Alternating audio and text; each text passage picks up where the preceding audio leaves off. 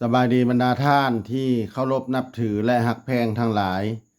มื้อนี้พ่อใหญ่แก๊สสิมาอ่านประมวลกฎหมายแพ่งปี2018มาตรา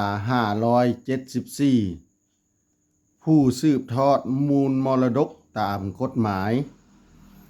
ผู้สืบทอดมูลมรดกตามกฎหมายมีดังนี้ 1. ลูกคิงลูกเลี้ยงลูกหน้าของเจ้ามูลมรดกรวมทั้งเด็กอยู่ในท้องของผู้เป็นแม่ก็มีสิทธิ์สืบทอดมูลมรดกเช่นเดียวกัน แม่เป็นผู้คุ้มครองพูดของผู้เกี่ยวไว้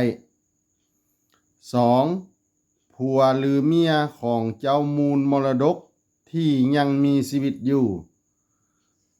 3. พ่อแม่ปู่ย่าพ่อเฒ่าแม่เฒ่า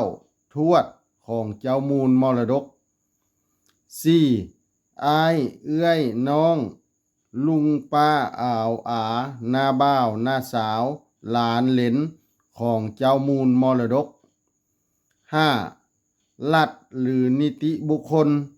หรือบุคคลอื่นที่ได้กำหนดไว้ในประมวลกฎหมายฉบับนี้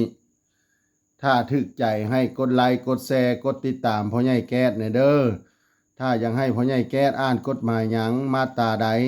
ให้บอกมาเลยเด้อขอขอบใจ